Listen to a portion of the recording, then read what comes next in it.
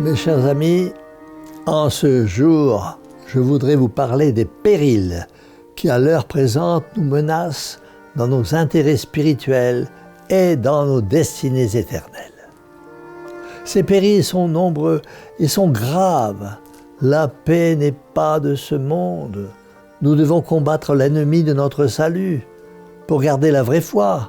Et pour tout dire en un mot, mes amis, la foi catholique, c'est le credo que vous avez appris dans votre enfance avec ses 12 articles.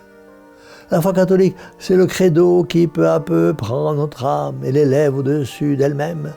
Ce n'est pas quelque chose de froid, de mort, c'est quelque chose de vivant qui éclate sur nos lèvres quand à genoux nous écrions « Gloire soit rendue au Père, au Fils et au Saint-Esprit ».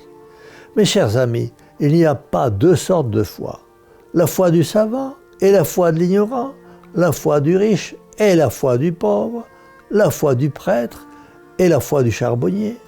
Il n'y a qu'une seule foi. Il n'y a aucune différence. La foi, c'est la foi. Et nous devons préserver notre foi. Car, mes amis, il faut le dire, la foi est en péril. La foi se meurt, elle languit, elle tombe, elle meurt chez une foule d'hommes et de femmes qui n'ont presque plus rien de catholique que le nom.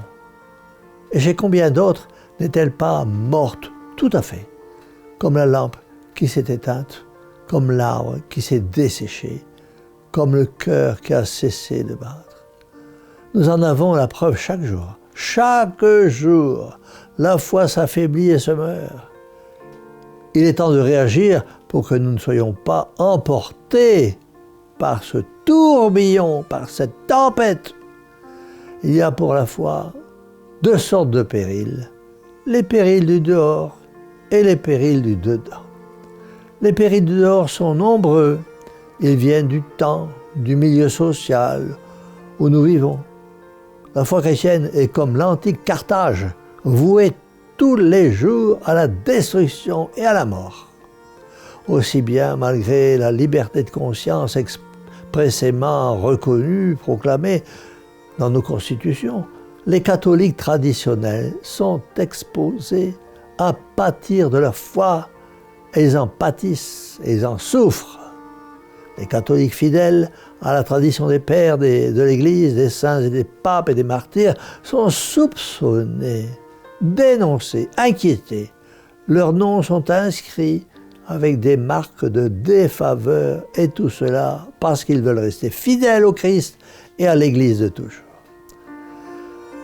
Malgré tout, mes chers amis, soyez fidèles, gardez donc la vraie foi.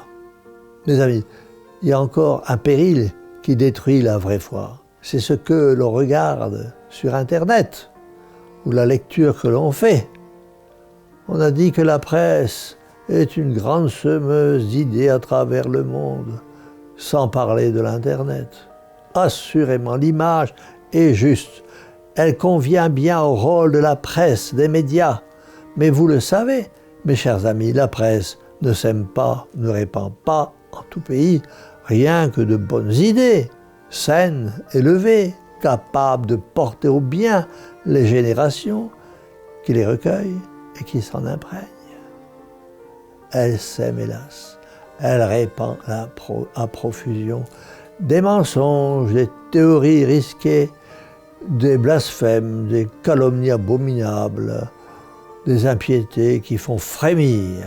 Et toutes ces feuilles, tous ces journaux, tous ces livres, toutes ces vidéos sur Internet, pleins d'outrages contre Dieu et contre ses serviteurs, sont diffusés à profusion et peu à peu font naître la suspicion, le doute, l'indifférence, l'impiété. Et comment voulez-vous, mes chers amis, que la foi résiste dans les âmes qui, par la lecture ou la vision quotidienne, se font les complices des ennemis de Dieu, de Jésus-Christ, de la sainte tradition de l'Église? C'est impossible. C'est aussi impossible que de vivre en se nourrissant de poison. Ah, mes amis, je pourrais continuer encore longtemps à vous parler des périls qui risquent de mettre votre foi en faillite si vous n'y prenez pas garde. La foi est un trésor. Gardez-la avec un soin jaloux. Et si l'on essaie de vous la prendre, défendez-la. Défendez-la comme les martyrs l'ont défendue, au prix de leur bien ou au péril de leur vie. Défendez-la en vous-même pour ne jamais céder ni aux sollicitations, ni aux violences dont vous pourriez être l'objet. Défendez-la dans l'âme et le cœur de vos enfants, pour qu'ils soient élevés comme vous et qu'ils grandissent comme vous dans la sainte religion de vos pères. Et même si vos enfants se détournent de vos enseignements à cause de ce qu'ils entendent ou de ce qu'ils voient sur Internet ou à l'école, ne vous découragez pas. Continuez vos enseignements paisiblement et surtout priez. Priez beaucoup pour eux, la Vierge Immaculée. Défendez votre foi jusqu'à votre dernier soupir et au moment de quitter la terre, que votre dernière parole soit encore pour dire à Dieu, en traçant sur vous le signe sacré de la croix, Credo Domine, Seigneur, je crois.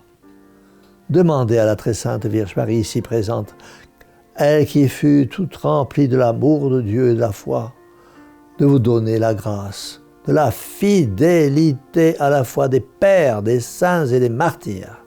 Mes chers amis, la foi est aussi une vertu.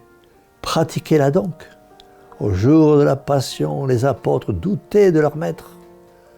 Nous aussi, nous sommes en des jours tourmentés où tout ce qui est bon, juste et saint est raillé, bafoué, calomnié, crucifié. Quelles que soient vos humiliations, vos souffrances, vos épreuves, vos deuils, vos fautes même, faites comme le saint homme Job. Adorez Dieu et bénissez-le. C'est lui et lui seul qu'il faut voir, en tout le reste n'est rien. Mes amis, l'apôtre Saint Paul, arrivant au terme de sa vie, jetant un coup d'œil en arrière, ne put se défendre d'un sentiment de légitime fierté. Fierté? De quoi se glorifiait-il? De son titre d'apôtre? Non. De ses extases, de ses visions? Non. Des églises qu'il avait fondées? Non plus. Il se glorifiait d'avoir souffert pour Dieu et il écrivait « J'ai gardé la foi ». Quelle parole, quel exemple, mes chers amis. Tenez bon contre les vents d'impiété qui font rage autour de vous, car rien n'égalera votre mérite et votre gloire si un jour, fidèle jusqu'au bout, vous pourrez devant Dieu et devant les hommes vous écrier avec l'accent de saint Paul, « Seigneur, je m'abandonne à vous, j'ai gardé la foi ». C'est pourquoi nous élevons notre cœur vers le ciel et nous disons, « Ô Marie, mais au cœur douloureux et immaculé, sauvez-nous ». Et que la bénédiction du Dieu Tout-Puissant, Père, Fils et Saint-Esprit, descende sur vous tous et y demeure à jamais. Ainsi soit-il.